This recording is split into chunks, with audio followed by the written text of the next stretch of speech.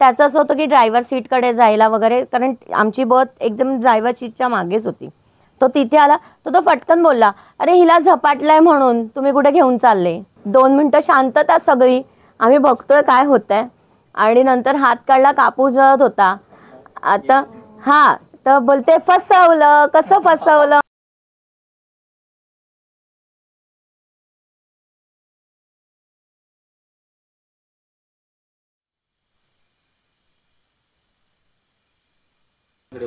हा अनुभव 2012 मधला आहे. जेव्हा म्हणजे तेव्हा माझं लग्न नाही झालेलं आणि मी पहिल्यापासून डान्स शोज करते. मी स्वतः ऑर्गनाईज करते आणि तसा आमचा तो शो होता. आम्ही संस्कृती महाराष्ट्राची म्हणून कार्यक्रम करतो. तर आम्ही इथे रत्नागिरीला गेलेलो. रत्नागिरीला गावाचं नाव सांगू? मला काय प्रॉब्लेम नाही, पण मग कोणी रत्नागिरीमध्ये म्हणून गाव आहे, तिथे आम्ही गेलेलो. मध्ये आमचा कार्यक्रम होता, रात्रीचा कार्यक्रम होता. आम्ही सकाळी पोचलो आणि त्याच्या आधी आम्ही 2 दिवस कंटिन्यू शोज करत होतो. म्हणजे जे ह्या फील्डमध्ये त्यांना माहिती आहे की नाटकाचे बस असते, त्याच्यातून आम्ही कंटिन्यू एक रात्र इथे केलं. दुसऱ्या दिवशी आम्ही त्या दुसऱ्या गावात जाऊन हॉल्ट करणार, तिथे फ्रेश वगैरे होणार, संध्याकाळी तिथे शो करणार, मग परत असा आमचा 3 दिवसाचा कार्यक्रम कंटिन्यू होता. आणि हा शेवटचा कार्यक्रम होता. त्या दिवसानंतर आम्ही मुंबईला रिटर्न येणार होतो. तर ज्या दिवशी आम्ही गेलेलो तर आमचा डान्स ग्रुपमध्ये 6 मुलं मुली होते, जे एज ऑफ म्हणजे 10वी वगैरे पास आऊट झालेले, 11वी 12वीचे वगैरे मुलं, हे लहानच, म्हणजे आमच्यापेक्षा वयाने लहान होते. आणि 2-3 लावणी डान्सर होत्या, ज्या मी होती त्याच्यामध्ये, एक अजून 2-3 होते असा. आणि आम्ही एक 25-30 जणांचा ग्रुप होता, विथ साऊंड लाईट सगळं. तर आम्ही आहे ना तिथे गेलो. तर तिकडे गेलो ना तेव्हाच थोडं आम्हाला थकलेलो प्रचंड होतो आणि ती वाईब थोडी वेगळी वाटली त्या गावातली. पण ठीक आहे, असं होतं कधी कधी, आम्ही ट्रॅव्हल केलं वगैरे. तर आम्ही गेलो, तोच दिवस पूर्ण झाला. आणि त्यांनी ना एक सांगितलेलं की उगाच कुठेतरी फिरू नका. त्या तिथेकडचे लोक होते, आम्हाला एक घर दिलेलं तिथे आम्ही रेस्ट करायला, आणि त्यांनी सांगितलेलं की उगाच कुठे फिरू नका. तर आम्ही म्हटलं ठीक आहे. तर आम्ही मुलांना असेही सांगतो की तुम्ही आपल्यापासून लांब कुठे जाऊ नका एकटे, की काय प्रॉब्लेम होईल उद्या, म्हणून आम्ही सगळं तसं सांगितलेलं. संध्याकाळ झाली, आम्ही शोला गेलो. शो होता आमचा त्यांच्या शाळेमध्ये, आणि ती शाळा ना थोडी अशी उंच होती, म्हणजे एखाद्या थोडाशा एक स्टेप्स चढून डोंगर सारखं होतं, आणि वरती शाळा होती आणि खालून रस्ता होता. तर आमची बस खालच्या रोडला थांबवलेली आणि आमचं सगळं सामान वगैरे सगळं आम्ही वरती गेलेलो. आणि शाळेत असा स्टेज होता.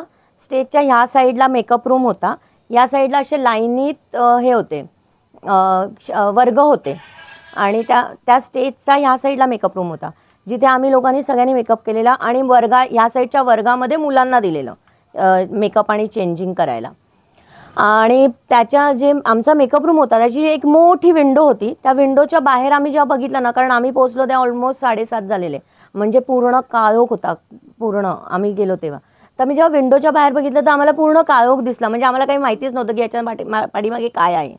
तर आम्ही म्हटलं ठीक आहे. नंतर आम्हीचा शो झाला, सगळं झालं, आणि नंतर आहे ना आम्ही वॉशरूमला जायचं होतं, आणि गावच्या साईडला वॉशरूमचे खूप प्रॉब्लेम्स असतात. तर आम्ही गर्ल्स होतो 3 जणी. तर सगळ्यांनी फटाफट मेकअप वगैरे काढले आणि आम्ही वॉशरूमला जायला बघत होतो कुठे आहे वॉशरूम. तर आम्हाला ते काही कळत नव्हतं. तर जिथे आमची मेकअप रूम होती तिथून थोडासा उतार होता, म्हणजे अगदी 2-3 स्टेप्स खाली, आणि पाठीमागे पूर्ण अंधार होता.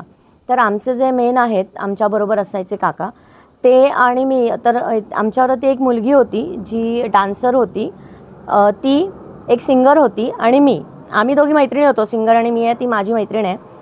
असे आम्ही 3 जणी. आणि आम्ही जाता जाता त्या काकाने आम्हाला हटकलं की कुठं चाललात. तर आम्ही म्हणलं आम्ही वॉशरूमला चाललो. तर ते बोलला चल मी पण येतो.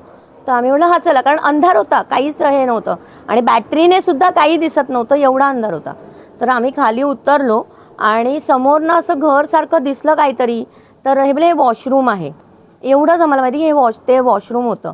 तर मी माझ्या मनात काय आलं माहीत नाही, मी म्हटलं नको जाऊया तिकडे. तर माझी मैत्रीण पण बोलली की नको जाऊया. पण ती तिसरी मुलगी आहे ना, ती बोली नाही वॉशरूममध्येच जाऊया. तर मी तिला हटकलं, अगं इथेच बसूया ना, कोण नाही, अंधार आहे, काय प्रॉब्लेम आहे. तर बोलते नाही वॉशरूममध्येच जाऊया. म्हटलं ठीक आहे. मग मी जात होती तर ती माझी मैत्रीण बोलली नाही मी जाते तू थांब. आणि नंतर थर्ड ती मुलगी बोलली नाही नाही तुम्ही थांबा मी जाते. ती आमच्या सगळ्यात लहान होती. आम्ही म्हटलं जाऊ दे. आणि आम्ही गप्पा मारणार होतो की कसा झाला कार्यक्रम हे ते त्या ह्याच्यात होतो. ती गेली. ती जस्ट आतमध्ये एंट्री मारली, डोअर बंद केला आणि जोरात किंचाळली. तर आम्ही म्हटलं काय गं काय झालं. 2 सेकंद तिचा आवाजच नाही आला आतमध्ये. मी नॉक केला, गं काय झालं. हां हां हां एवढंच म्हणाली ती आणि बाहेर आली. मग मी म्हटलं तिचा आवाज ऐकून मी म्हटलं मी तर नाही जाणार आतमध्ये. आम्ही जे काय होतं ते बाहेरच आम्ही उरकलं आणि आम्ही तिघंही आलो वरती. हात वगैरे धुतले. जेवायला तिथेच त्या रूममध्ये वाढलेलं होतं त्यांनी जेवायला. तर आम्ही ते सगळे जेवायला बसलो. आम्ही सगळी भंकस मस्ती चालली आहे, खूप मजा असते ती चालू होती. आणि ही ना तिथे कसं तरी मळमळत आहे वगैरे असं त्यांच्या ग्रुपमधल्या मुलांना सांगत होती. तर त्या सगळा ग्रुप मी हँडल करते म्हटल्यावर त्या मुलांनी मला सांगितलं ताई हिला ना बरं नाही वाटत आहे. तर मी म्हटलं ठीक आहे मी बघते काय झालं. नंतर मी म्हटलं जेव तू, झोप नाही झाली आहे, धावपळ झाली आहे त्याच्यामुळे असेल, तू जेवून घे मग आपण बघूया. तर ती जेवता जेवता तिला वोमेट आली तर ती उठून बाहेर निघून गेली. तिच्या मागून तिच्या ग्रुपमधला एक मुलगा गेला. तो गेला. आमचं जेवण झालेलं ऑलमोस्ट. तर मी पण गेली, पटकन हात धुतले. म्हटलं काय रे काय झालं. नाही ताई हिला ना कसं तरी होतं आहे म्हणते, वोमेट येते. म्हटलं बरं ठीक आहे. मग तिथे बसवलं आणि स्पेशली मी म्हटलं ठीक आहे. मग नंतर सगळेच बाहेर आले आणि मग मी ना विचार केला की मे बी ना एवढा धावपळ झाली आहे तर थोडं तिला अजीर्ण झालं असेल किंवा काय. तर मी तिकडे जे आचारी लोक होते किंवा जे कोण होते जेवण त्यांना विचारलं की तुमच्याकडे एखादा लिंबू मिळेल का. तर तो माझ्या अंगावर एवढा जोरात लिंबू काही मिळणार नाही इकडे, निघून जा इथून. म्हटलं ह्याला काय झालं. म्हणजे सरप्राईजच होतं ते की हा असं का बोलतो आहे मला. तरी मी लक्ष नाही दिलं. म्हटलं ठीक आहे नाही आहे तुमच्याकडे तर ठीक आहे. मग मी म्हटलं चला खाली. आणि हे लोकांची भंकस बाकीच्यांची सगळ्यांची फक्त ती एकटीच अशी बसलेली होती. आणि नंतर मला बोलायला लागली मला बरं नाही वाटत आहे वगैरे. मग आम्ही म्हटलं चला खालीच जाऊया आपण सगळे बसमध्ये, हिला जाऊन झोपू देत बसमध्ये. आम्ही सगळे खाली उतरलो. तिला नेऊन ती स्लीपरची बस असते तर तिला नेऊन झोपवलं. मी म्हटलं तू इथं झोप, मी बसच्या बाहेरच आहे. मी कारण बसमध्ये म्हटलं हे सगळे मस्ती करत होते. तर मी म्हटलं मी काय करणार, तू इथे झोप. तर ती बोली हां ठीक आहे मी झोपते. आणि करून आम्ही बाहेर आलो आणि सगळे म्हणजे कधीच असं होत नाही. आम्ही इतके शो केलेत मी, पण कधीच असं होत नाही की ऑर्गनायझरसुद्धा निघून जातो. म्हणजे ज्याने कोणी शो दिला आहे तो सुद्धा निघून जातो, हे कधीच होत नाही. आणि त्या दिवशी असंच झालेलं की गावातला एकही माणूस नव्हता शेवटला. म्हणजे जो ऑर्गनायझर असतो तो सुद्धा नव्हता. आणि मग खूप सरप्रायझिंग होतं की हा पण गेला. तर आम्हाला असं वाटलं की जाऊ देत, 2-2:30 झाले आहेत तर गेले असतील. आम्ही पण आमच्या बस्तीमध्ये होतो आणि आम्ही ते बाहेरच बसच्या इथे बसलेलो कारण साऊंड लोड होत होता गाडीमध्ये. तर तेवढ्यामध्ये अख्ख्या गावाची एक सेकंद भरासाठी पूर्ण लाईट गेली. पूर्ण लाईट अशी गेली की माझ्या अंगावर काटाला. मी इथे उभी आहे, माझ्या बाजूची व्यक्ती पण मला दिसत नाही आहे. पूर्ण गावाची एक सेकंदभरासाठी पूर्ण गावाची लाईट गेली. आणि आम्ही म्हणजे हे मग मुलं असतात ते भंकस आरडाओरडा. तिथे त्या बसमध्ये ती मुलगीसुद्धा ओरडली. तर मी म्हटलं अगं काही नाही आम्ही बाहेरच आहोत, लाईट गेले येईल. आणि आली लाईट, लगेच आली, जास्त वेळ नाही लागला, लगेच आली. जसे ते तोरण वगैरे होते ते लगेच चालू झाले. तिथे बस भरली, आम्ही निघालो. जशी आमची त्याने अगरबत्ती दाखवली, बसवाल्यानं सगळं अगरबत्ती दाखवली. आणि जशी त्याने बस ऑन केली तशी ही जोरात रडायला चालू केलं. ती जी मुलगी होती तिने बसमध्ये माझ्या बाजूलाच बसलेली, माझ्या बाजूलाच तिला झोपवलेलं आणि जोरात किंचायला आणि रडायला चालू केलं. म्हटलं अगं का ओरडतेस, काय झालं, खूप दुखतंय का, काय होतंय. नाही मला माझी मम्मी पाहिजे. म्हटलं मम्मी पाहिजे, आता तुला मम्मीकडून आणून देऊ मी. म्हटलं अगं आता मग उद्या जाणारच आहो, शांत राहा, तुला काय दुखत असेल तर सांग, आपण डॉक्टरकडे जाऊ, पण रडू नकोस. ती ऐकेस ना. मी तिला पकडलंय. ती लिटरली बर्थवरनं एवढी उडत होती वरती. ती जी झोपलेली ती अशी उडत होती आणि तिचे असे डोळे बटाट्यासारखे बाहेर आलेले. आणि मी स्वतः बघितलंय माझ्या डोळ्याने. मी तिला असं पकडून धरलेलं की हिला काय होतंय. आणि ती एकच रड होती, मला माझी मम्मी पाहिजे, मला माझी मम्मी पाहिजे, हेच तिचं चालू होतं. आणि नंतर आम्ही तेवढ्यात आमची बस त्याने काढलीच होती, कारण बाकीच्यांना हे कोणाला माहिती नव्हतं, आमच्या बसवरतीच चालू होतं ते. बस काढलीच होती. तर मी ते आमचे भाई आहेत त्यांना आवाज दिला, भाई बघा कशी करते. मग ते आले तर त्यांना थोडा डाऊट आला, पण ते काय बोलले नाही. बोलले ठीक आहे चल बघूया, बस जाऊ दे पुढे. नंतर आम्ही पुढे गेलो तर एक रस्त्याने माणूस चालत होता. तो त्याला वाटतं बाहेर जायचं होतं गावाच्या. तर त्याने लिफ्ट घेतली. लिफ्ट घेऊन तो चढला वरती आणि जसं त्याने चढून तो थोडा म्हणजे त्याचं असं होतं की ड्रायव्हर सीटकडे जायला वगैरे, कारण आमची बस एकदम ड्रायव्हर सीटच्या मागेच होती. तो तिथे आला तो फटकन बोलला, अरे हिला झपाटलाय म्हणून तुम्ही कुठे घेऊन चालले. हा, तो तोंडावर बोलला तिचा अवतार बघून. तर मग आम्ही म्हटलं आता काय करायचं. तर तो एवढा कॅज्युअल बोलला ना की म्हणजे ते काहीच नसतं असा तो रिॲक्शन होतं त्याचं. आता मी म्हटलं आम्ही काय करायचं, आणि ती ऐकतच नव्हती कोणाला. आम्ही तिघी चौघींनी तिला पकडून ठेवलेलं होतं. तर फक्त हिला जाऊ देऊ नका. मग ते आमच्या गाडीमध्ये एक होते सचिन म्हणून होते साऊंडवाले, त्यांचंच गाव तिकडे होतं, जे आमचा शो होता त्याच्या बाजूला. तर ते बोलले माझ्या बाजूला तिथे एक भगत आहे मी ओळखतो, तर तिथपर्यंत गाडी न्या. तर म्हटलं ठीक आहे. तर ते होतं बऱ्याच किलोमीटर होतं, एक दीड तासाचा रस्ता होता. आणि तेव्हा वाजलेले समथिंग, आम्ही गाडी काढली तेव्हा 3:30 वाजून गेलेले. तर म्हटलं ठीक आहे जाऊया. आम्ही हिला तेवढं पकडून तिला दाबून झोप काय नाही होत करून तिला कसं तरी पकडून ठेवलेलं. आणि नंतर ती लिटरली पूर्ण वेळेस माझ्या मांडीतच होती. तिला मी असंच पकडून ठेवलेलं. आणि मग नंतर तिथे गेलो तर तोपर्यंत ना उजाडलं, म्हणजे जसं आता कसं दिसतंय तसं हे झालं. हां, पहाट झाली. तर आम्ही तिथे गेलो तर ते माणसाला पण बोलवलं. तर तो माणूस आला त्याने, आणि तोपर्यंत ही शांत झोपली. जसं उजाडलं ना एकदम शांत झोपली की काहीच झालं नव्हतं हिला, एवढी शांत झोपली. आणि तो माणूस आला, त्याने चेक केलं आणि त्याने ना इथे चेक केलं. त्याने मला सांगितलं की करंगईचं हे बोट दाबायचं आणि काहीतरी तो बोलला की तो बोललेला मला आता एवढं आठवण नाही, पण करंगईचं हे बोट दाबायचं असं तो म्हणालेला. तर त्याने ते चेक केलं तर तो म्हणाला की नाही आहे, काहीच नाही आहे, की नाही काहीच नाही आहे, नॉर्मल आहे आता ही. म्हटलं ठीक आहे. मग आम्ही आता मुंबईला जाऊ शकतो ना. आम्ही तेवढी पण इन्क्वायरी केली की बाबा मुंबईला घेऊन जाऊ शकतो ना. तर बोला हां मुंबईला घेऊन जाऊ शकता तुम्ही, काहीच प्रॉब्लेम नाही आहे. तर मग आम्ही निघालो. मग ऑन द वे मुंबईत आलो. खूप छान मस्त सगळ्यांनी सगळे खेळत होते, गाणी म्हणत होते वगैरे, जेवण केलं. ती दुपारी उठले, जेवली सगळे व्यवस्थित. आणि आम्ही ऑन द वे मुंबईत आम्ही पोचलो बरोबर 5:30 वाजता दादरला, 5:30 पावणे 6 वाजता. आणि मी त्या मुलांना ताकीद दिलेली की हिला डायरेक्ट घरी नेऊन सोडायचं, कारण ह्या डान्सर्स मुलांना खूप सवय असते उतरल्यानंतर मग इथे जा तिथे जा, नाश्ता करा, पाणी करा, हे करा, टाईमपास करा आणि मग घरी जा 9-10 वाजता. तर मी त्याला ऑलरेडी सांगितलेलं की कुठे नाही यायचं, हिला घरी सोडायचं काही झालं तरी. तर तो बोले हां ठीक आहे ताई आम्ही जातो. आणि नंतर आम्ही जसं आमची वडाळ्याला गाडी खाली होते तिथे आम्ही उतरलो शिवडीला. तिथे सगळे आमचं सामान घेत होतो, सगळं घेत होतो.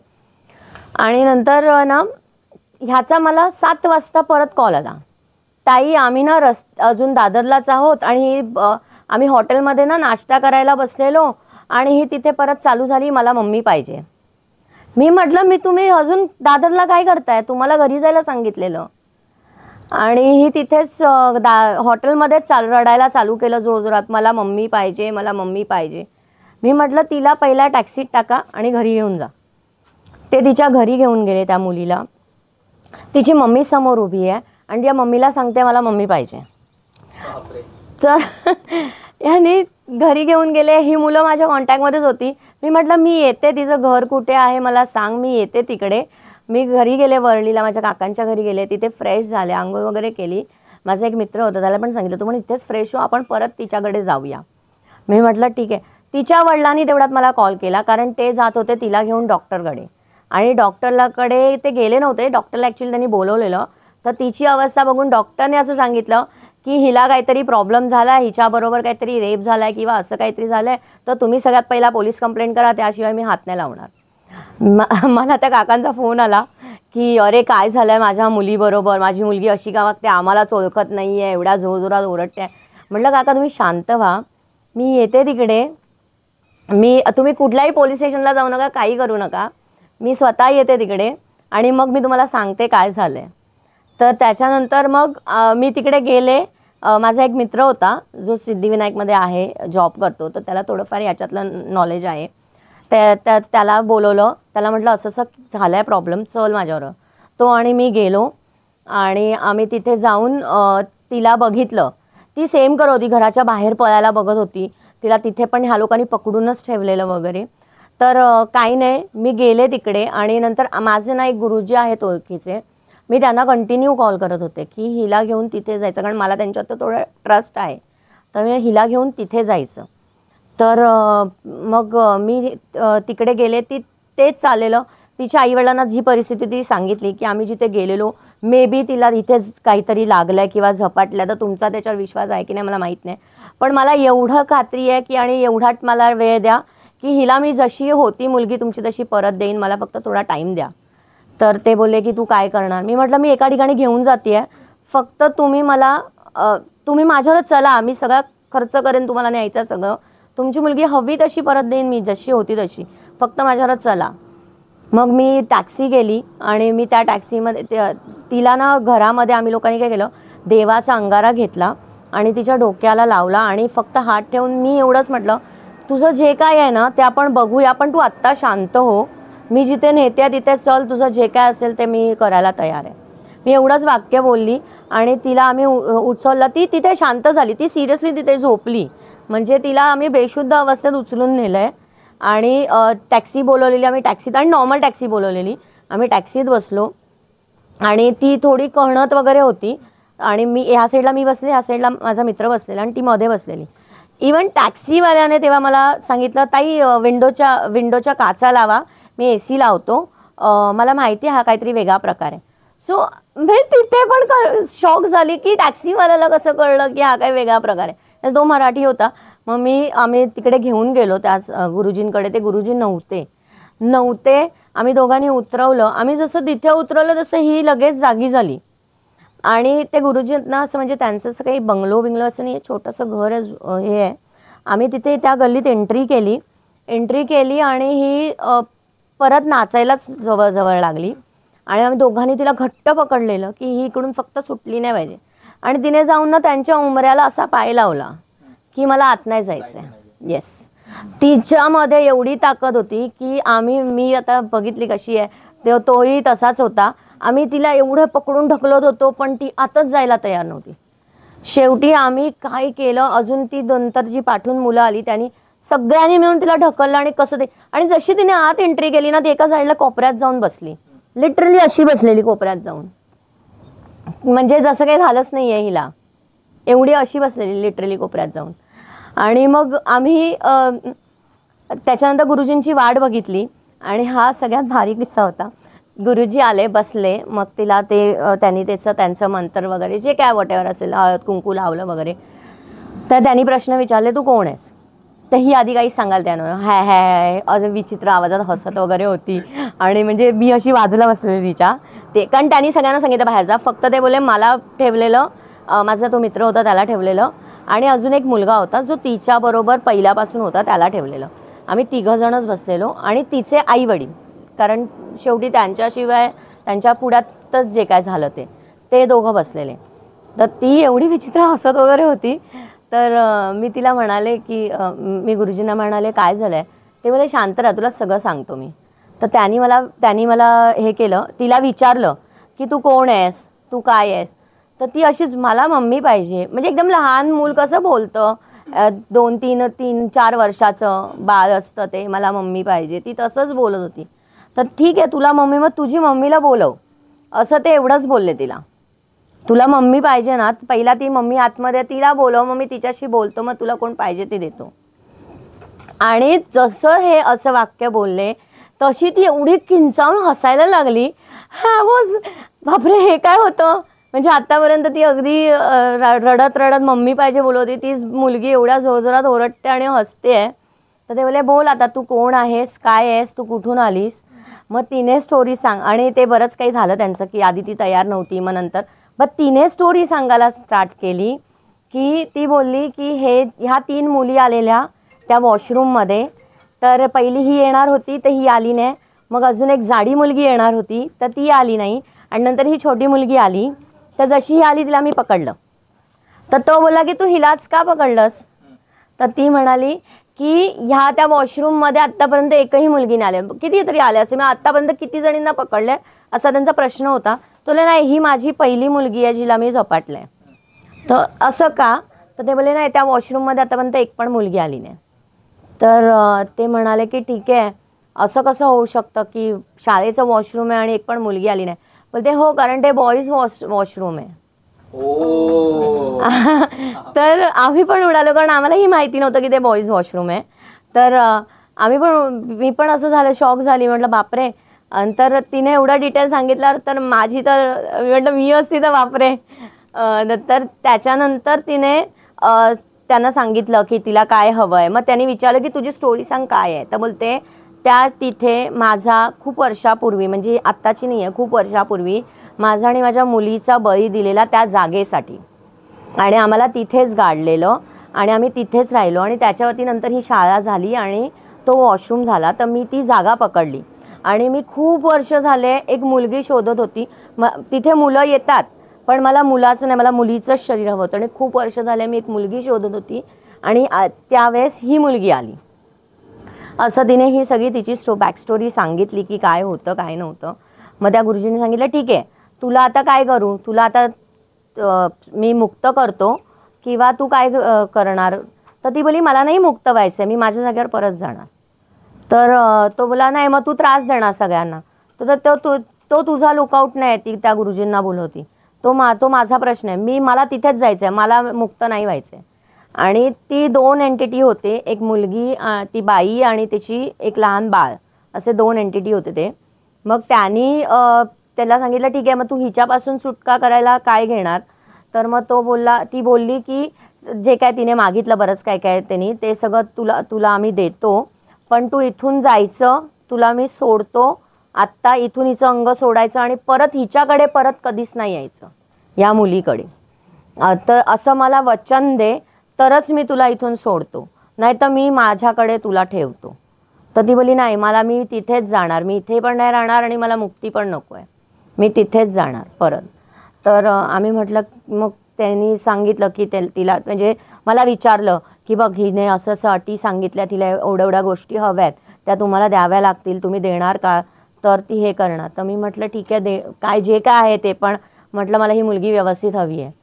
तर मग म्हटलं ठीक आहे. मग त्यांनी ते मान्य केलं वगैरे. तर त्यांनी ना ते एक रिच्युअल केलेलं काहीतरी, त्यांनी कापूर आहे ना तिच्या हातावर ठेवलेला, त्यांच्या हातावर ठेवलेला, आणि त्यांनी असा हात ठेवलेला आणि त्यांनी सांगितलेलं की तुझा हात आहे ना या हातावरती ठेवायचा, तो कापूर विझला पाहिजे.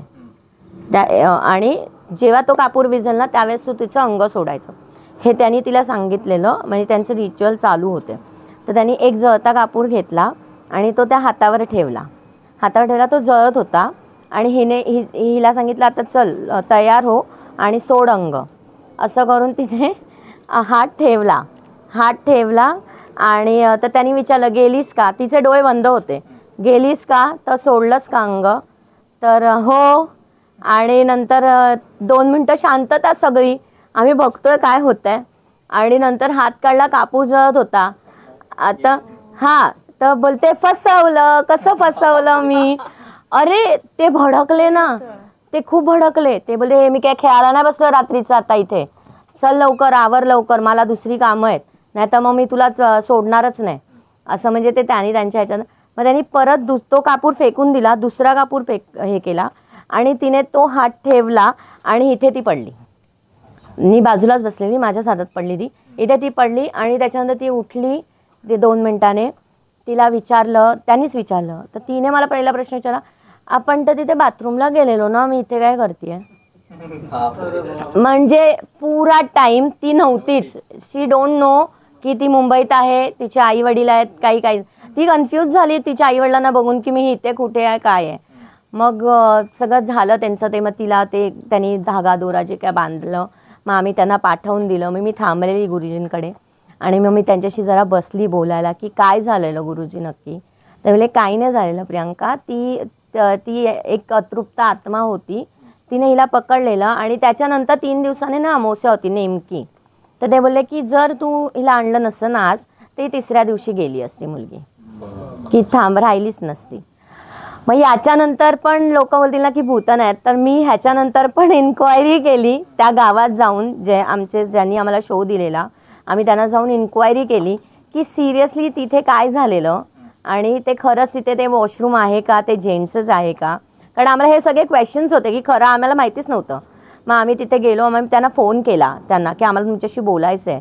तर ते बोलले की हे जे गाव आहे ना, हे गाव मोस्टली असंच आहे, बळी आणि हे प्रथा आधी खूप होत्या, त्याच्यामुळे हे या ठिकाणी बऱ्याच ठिकाणी ह्या एंटिटीज आहेत, आम्ही मान्य करतो.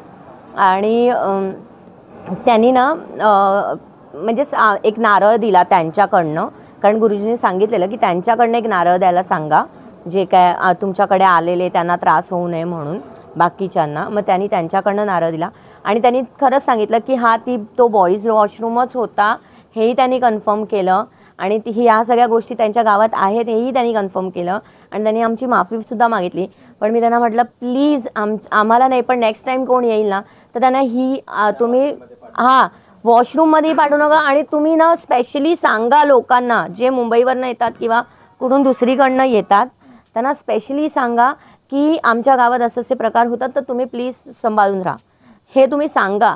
नाहीतर ह्या गोष्टी मी काढल्या ना तो पूर्ण एक दिवस, मला माहिती आहे दुसऱ्याची मुलगी माझ्या हातात होती आणि ते काय हे असतं, म्हणजे भीती ही होती की पोलीस कंप्लेंट येते, ते खूप मोठं काही झालं असतं आणि त्याला काही हेच नव्हतं.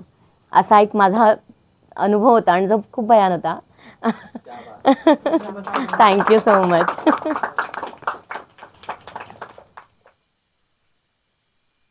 5वी 6वीला मी होतो. जस्ट मी काकांकडे राहायचो. तर दिवाळीच्या सुट्टीला आम्ही शेताकडे असं जायचो, सुट्टी पडली तर आम्ही जायचो. सगळे आमच्या काकांची फॅमिली, मी तर असायचोच काकांकडे, परत आत्यांची वगैरे मुलं असं एकत्र म्हणून जायचो. तर काय झालेलं, माझ्या काकांचं त्याने म्हणजे हे घेतलेली, सुसाईड केलेली. त्यांचं नाव नाही घेऊ शकत मी. सुसाईड केल्यानंतरला जस्ट 2 महिन्यानंतरला, आणि त्यांचं आहे ना आजीवरती खूप प्रेम होतं. मग एवढं प्रेम होतं की काय झालं, ते काका रिक्षा चालवायचे, एवढं प्रेम होतं की जेणेकरून पर्सनल गोष्टी शेअर करायचे त्यांच्याबरोबर खूप साऱ्या. आणि 2 महिन्यानंतर ते ऑफ झालेले. त्यानंतरला काय, आम्ही शेतावर गेलेलो आणि आजी एकटीच घरी होती एकदम, कारण का ते वय झालेलं 60 वय होतं आजीचं. त्यानंतरला मग आम्ही जस्ट आलो तिकडून, सर्व शेताकडून काम करून आलो. तर एका काकाच्या मुलाचं हे आलं, कॉल आला आम्हाला, अरे आजी कसं तरी करते, तुम्ही प्लीज सगळ्यांनी या. आणि नुकताच 5:30 वगैरे झालेले. तर आजी अशी एकदम ठाम उभी राहिलेली आणि अशी टक लावून बघत होती सारखी. तर माझ्या मोठ्या काकांना बोलवलं, ते आले पुढे. तर ते म्हणाले की हा काहीतरी वेगळा प्रकार वाटतो आहे. तर काय झालं, नंतर मग ते विचारलं कोण आहेस, तर ते म्हणाले की आता नाव नाही घेऊ शकत तर मी दुसरं नाव घेतो, मी घनश्याम आहे. घनश्याम का आलास, का त्रास देतोय तिला. तर माझ्या आजीचं आम्ही बाई बोलायचो तिला. तर काय तिला बाईला काय तू जास्त म्हणजे त्रास का देतोय, तिचं वय काय, तू काय. नाही मला तिला म्हणजे भेटायचं होतं, म्हणजे जेव्हा म्हणजे मी सुसाईड केली तेव्हा मला भेटायचं होतं. तर ती म्हणते की ती माझी भेट झालेली नाही म्हणून मी हिला भेटायला आलो आणि मला खूप प्रेम होतं तिच्यावर. तर तो माझे काका विचारायला लागले, हा बस झाला, आता तुला काय पाहिजे ते सांग. आणि हे खरं आमच्या पूर्ण फॅमिलीमध्ये असे चारीकडे. तर ते म्हणाले की मला सिगरेट हवी. आजी सिगरेट वगैरे काहीच नाही काय, फक्त पान खायची. नंतरला मग काय झालं, सिगरेट आणून दिलं. नंतर थोड्या वेळ अर्धा तासाने म्हणतात मला दारू पाहिजे. आजी अक्षरशः काय ना, आणि समोरचीच गोष्ट आहे, लाईव्ह शो, मला विश्वास तिथून पटला. त्यानंतरला मग दारू आणून दिली. नंतरला मग बोलतो का तुझं एक वाढून काय चालतोय काय. तर ते काका म्हणाले आता माझ्याकडे एकच पर्याय आहे, माझ्याकडे काठी आहे, तू जर नाही गेलास तर माझ्यापेक्षा वाईट कोणीच नसेल. तर बोलला ठीक आहे, माझं जेवढं झालं, जेवढं मला माझी भेट झालेली आहे ती माझी झालेली आहे पूर्ण. काकाने मग एकच छडी वाजवली, आता तू जातोस की नाही. त्यानंतरला मग एक वाजवली, नंतरला मग ते बोलले जातो, फक्त लास्ट मला हिला भेटायचं होतं, माझी आखरी बोलतात ना इच्छा होती. मग आणि त्यानंतरला मग ते निघून गेलं. मग पाणी मारलं डोळ्यावर आणि आजी जशी होती तशीच, तिला माहीतच नाही काय झालं माझ्याबद्दल, पण हा अनुभव माझ्या डोळ्यासमोर आम्ही पाहिलेला आहे. धन्यवाद. तर हा अनुभव कसा वाटला हे कमेंटमध्ये नक्की सांगा. आणि असेच अंगावर शहारे आणणारे अनुभव ऐकायचे असतील तर दर शनिवारी रात्री 11:30 वाजता आपल्या चॅनलवर भूतांचे किस्से नावाचं लाईव्ह हॉरर सेशन असतं. ज्यामध्ये प्रेक्षकांनी स्वतः अनुभवलेल्या भयानक घटना ते स्वतः शेअर करतात. तेव्हा तुमच्याकडे देखील असे भूतांचे किस्से असतील तर ते तुम्ही स्वतः आमच्यासोबत शेअर करू शकता. आणि हो, असेच रिअल हॉरर एक्सपिरियन्सेस ऐकण्यासाठी काजवा चॅनलला सबस्क्राईब करा आणि बेल आयकॉनवर क्लिक करायला विसरू नका. भेटूया लवकरच. तोपर्यंत काजव्यासारखे नेहमी चमकत राहा. शुभरात्री.